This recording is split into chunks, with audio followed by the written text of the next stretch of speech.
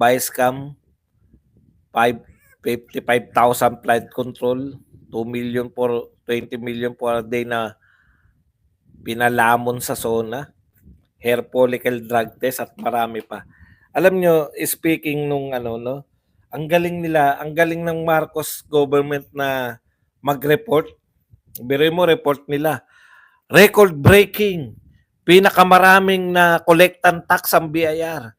Record breaking. Pinakamaraming non-tax revenue ang Pilipinas. Panay record breaking, no? Pero, ay ganun pala. Ang laki pala ng kinita natin. So, ibig sabihin, hindi na po tayo mangungutang. Record breaking. Tayo, nagbenta tayo ng ginto. Record breaking. Ang dami nating pre-nivitize. Record breaking. Nagbenta tayo ng mga mamahaling ari-arian. Bakit kailangan ng pera? May pandemya ba? Walang pandemya. Baka maraming proyekto. Wala rin proyekto. Na-imagine nyo po? No? Ang dami nating naibenta ngayong taon. Ang dami nating nakuwang pera, PhilHealth, PDIC. Ang dami talaga. Tapos pinagmamalaki pa, pinakamalaking kinita ng BIR. Tax. Pinakamalaking kinita ng tax. Pinakamalaki rin non-tax revenue. Pucha, pag nag-report sila, talagang ang alwan-alwan ng Pilipinas eh. Di ba? Kung totoong marami tayong kinikita, sa dami pa ng binenta natin, sa dami ng kinuhanan ng pera, PDIC, tsaka tong mga PhilHealth, siguro hindi na tayo mangungutang kasi ang report malaki kinita eh. Ang laki pa rin po ng inuutang natin. Tapos next year, ngayon, magbebenta pa rin tayo. Lahat na ng lupa yata. Biruin mo, 200 square meters na lupa, ibebenta. Ganun na. Ibig sabihin, kung 200 square meters na binibenta, ubos na yung malalaking lupain. Asan yung mga proyekto? Panay hukay. Biruin nyo proyekto na ni Duterte yung Samal tsaka yung yung diversion road na binutas, yung yung JICA, yung sa Japan. Nakita ko na yan, butas na yan eh. Panahon ni Duterte, pinagmamalaki pa rin. Okay lang ipagmalaki nyo kung gawa na eh. Itinuloy nyo na nga, hindi pa nga tapos, pinagmamalaki nyo na inyo na. Ang problema, dahil bobo yung mga followers nila, kinantsawan pa. Twin tunnel ba tawag doon? Kinantsawan pa yung mga Duterte. Ang tagal daw namuno sa Davao, hindi raw naisip yun. Proyekto nga nila yan eh. Saglit lang maging president. Isang pagkakamali ng karamihan sa Pilipino, binalik natin kapangyarihan ng mga Marcos na pinalayas ng mga ninuton natin nung araw at binalik pa ngayon. Alam po ninyo, hindi ko po sukat akalain talaga eh. Biruin mo yung pamilya nyo, ang history ng pamilya nyo, no? Kilalang kilala kayo, nag-Guinness Book of World Record pa yata yung nanay at tatay niyan. Kilala kayo sa pagnanakaw. Yun yung tatak sa inyo. Hindi ko sinasabing magnanakaw kayo dahil wala ko ebidensya eh. Pero yan yung tatak nyo eh. Pamilya kayo na magnanakaw eh. Di ba? Tatak po ng Marcos yan. Corruption. Kasi siyempre, naririnig naman natin yan kahit bata pa tayo nun. Puta, kaya nga hindi kayo makabalik-balik eh. Dahil yan ang tatak nyo eh. Tapos nung nakabalik kayo, putya, ganun pa rin. Pinatunayan nyo lang na tama yung tatak.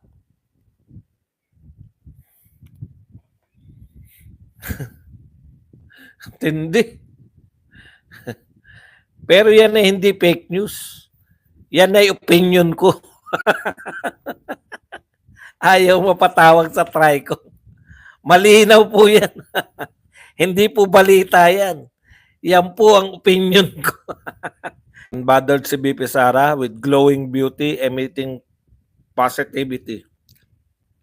For sure insecure si Lisa and plans sa beauty and strong-minded ni BP Sara. Alam niyo po, hindi ma-insecure si Franz Castro. Alam niyo kung bakit? May bago siyang makeup artist.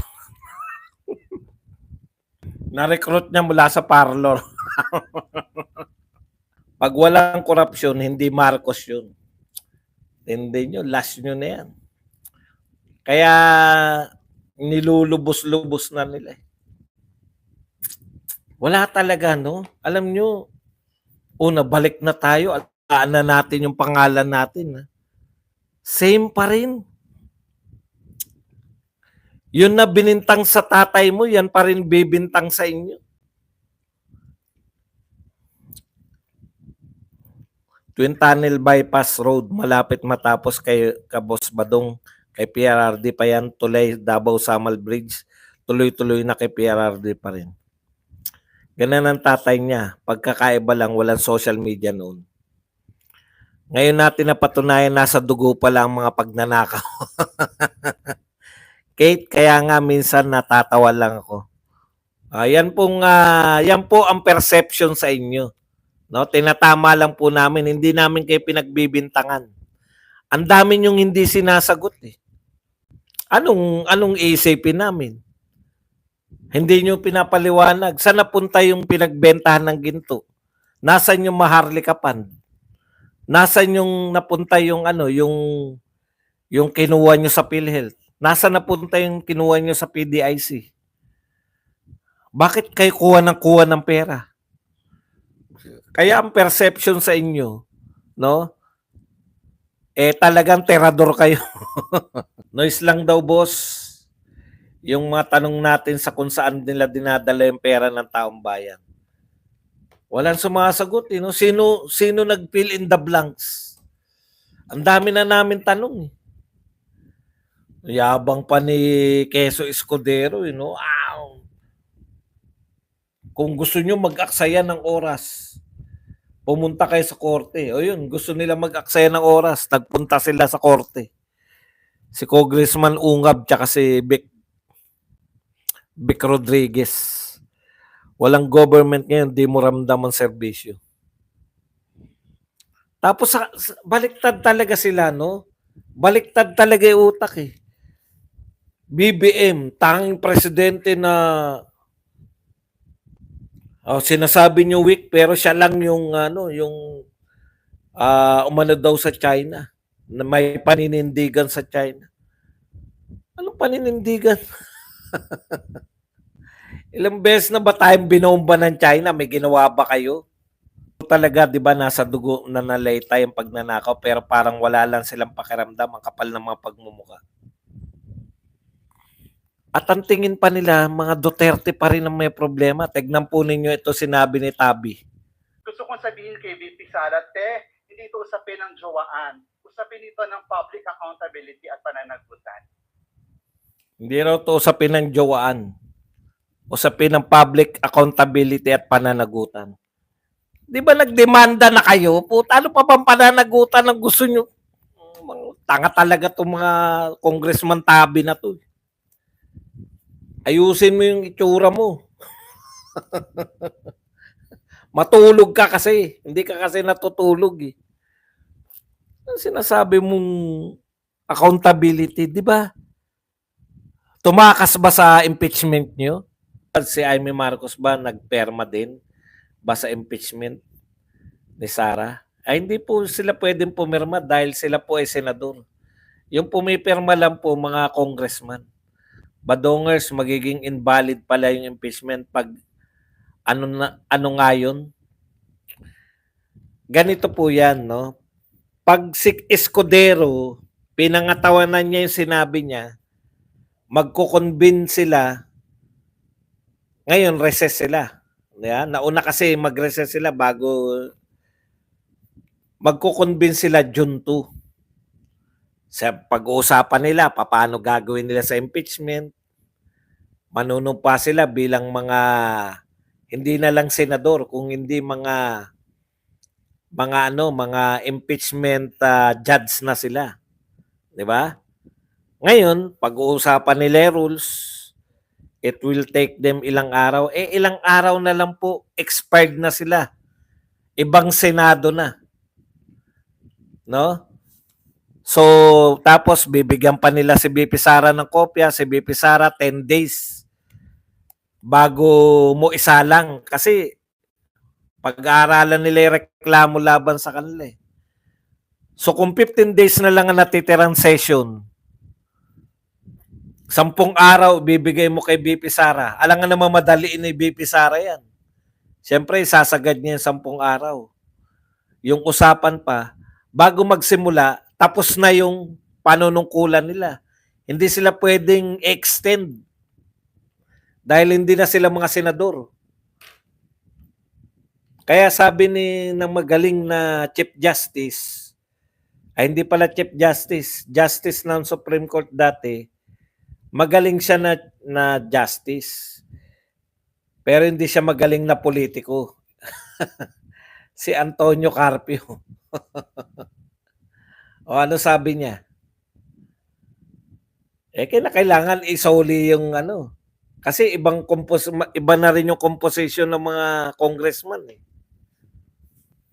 Marami sa mga congressman na nakapirma ngayon ay hindi na congressman sa susunod.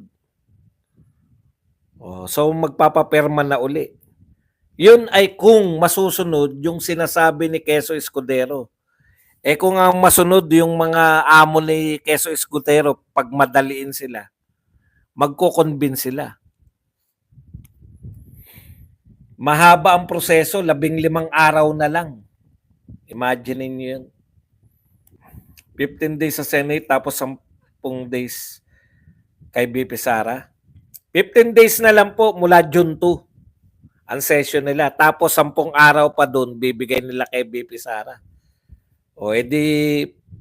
Kaya nga kung ako senador, sasabihin ko, teka muna, ganito sitwasyon natin mga kapatid. Magpapalit na tayo ng Senado.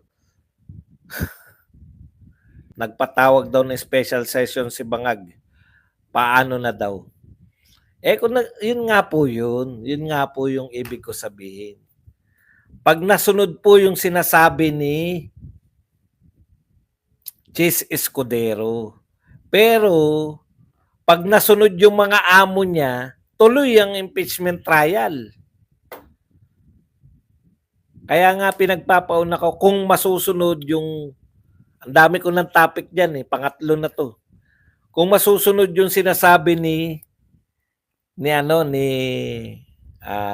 Quezon Escudero. But the hearing started. Oo nga po. Naging vice president po siya 2010 2014 na siya sinimulan. Hanggang 2016, durug-durug na siya. Mahaba po.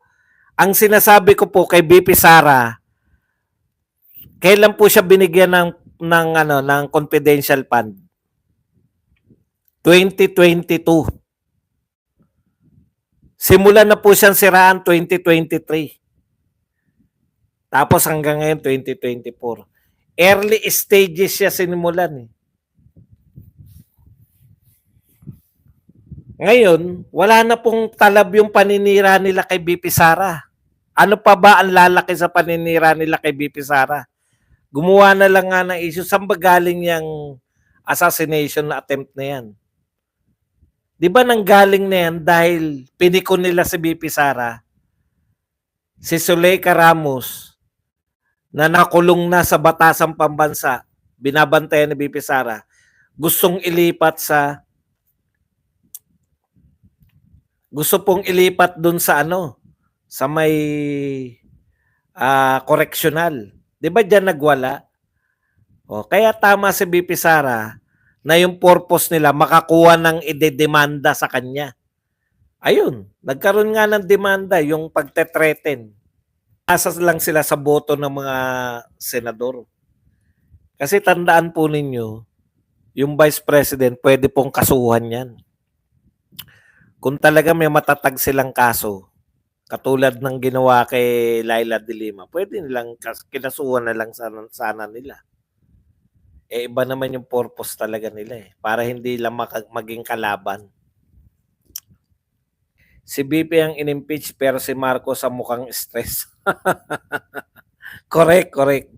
Martin Romualdez sa tingin ko ang lalong durog. Hindi manalo yun kung hindi mandaya.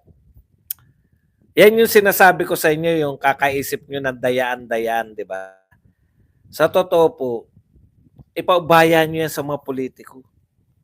Nai-stress tayo. Paano kung dadayain? Paano kung dadayain? Yan yung gusto nila itanim sa utak nyo. Dadayain lang kayo, ba't boboto pa kayo? Huwag pong ganun. Kasi pag umulan, tapos feeling nyo dadayain, wag na nga akong bumoto, total dadayain lang ako. Tingin mo yung mga maiiwan na senador, sila Villanueva, Subiri, at iba pa kontra sa Congress, hindi boboto sa impeach ni BP Sara. Tingin ko lahat yan, kalaban ng mga Duterte, lahat yan. Lahat yan, kalaban ng mga Duterte. Kaya po, para makasiguro tayo, iboto natin mga pro-Duterte senators. Kasi very obvious yan eh. Pag nanalo po sila tapos hindi sila makakaupo dahil existing daw yung mga to, dudugain nyo na lang. Dapat talaga straight tayo. Yan. Lahat dapat. Kasi nakita nyo na yung laro nila, di ba? Yung mga hindi pa rin po naniniwala sa atin, matagal na natin sinabi yan, i-impeach nila si BP Sara. It's a numbers game. Di ba? Matagal ko nang sinasabi yan eh. Ngayon po, katotohanan na. Pero kung ang utak nyo pa rin, wala namang gagawin to. Hindi naman. Tapos na po tayo dyan sa walang gagawin. Hindi po yan ang usapin ngayon. Survival ni BP Sara ngayon. Kinakailangan natin ng boto. Ngayon, eto po, real talk po tayo. Pag nalusutan niya to at sa 2028, okay na ako. Huwag na kayo mag-straight na Duterte. Kung sino yung gusto nyong mapusuan nyo. Ligtas na tayo. Presidente naman si BP Sara eh.